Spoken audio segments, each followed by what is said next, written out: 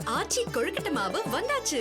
ஆச்சி கொழுக்கட்டை மாவிற்கு கொழுக்கட்டை அச்சை கேட்டு வாங்குங்கள்.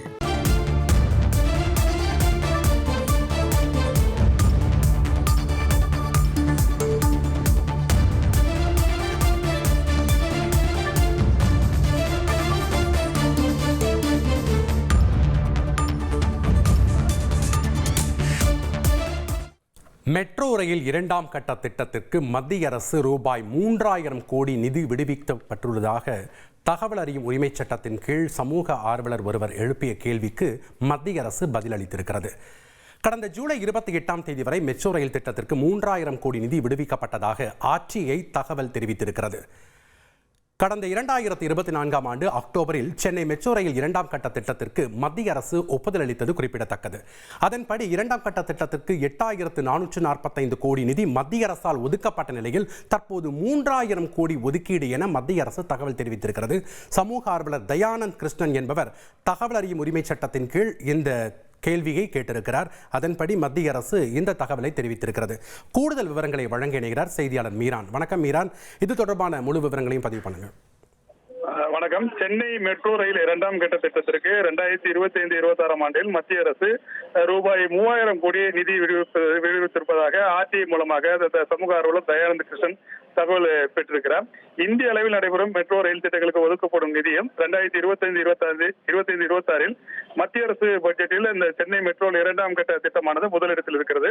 இரண்டாம் கட்ட திட்டத்திற்கு ரூபாய் 8445 கோடி ரூபாய் மத்திய அரசால் ஒதுக்கப்பட்டது.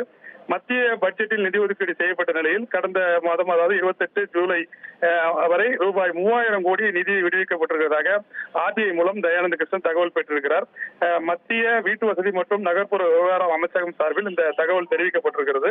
மத்திய அரசு 2025-26இல் பட்ஜெட்டில் சென்னை மெட்ரோ இரண்டாம் கட்ட திட்டத்திற்கு ஒதுக்கப்பட்ட மற்றும் நிதியானது தற்போது மூலதன பங்கு நிதியாக 1841.2 கோடி ரூபாய் இருக்கிறது. இதில் விடுவிக்கப்பட்ட தொகையாக 1841.2 கோடி இருக்கிறது.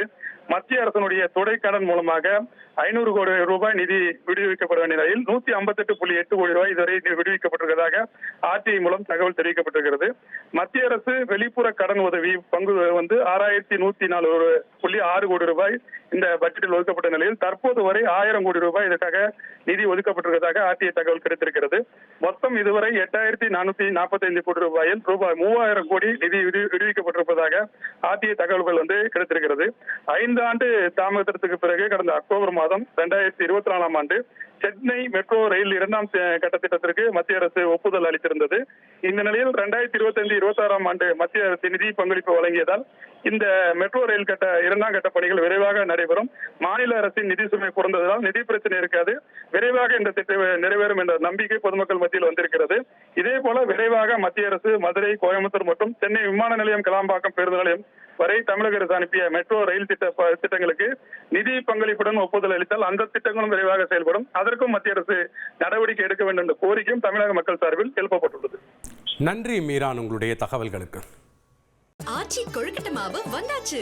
ஆச்சி கொழுக்கட்டை மாவிற்கு கொழுக்கட்டை அச்சை கேட்டு வாங்குங்கள்.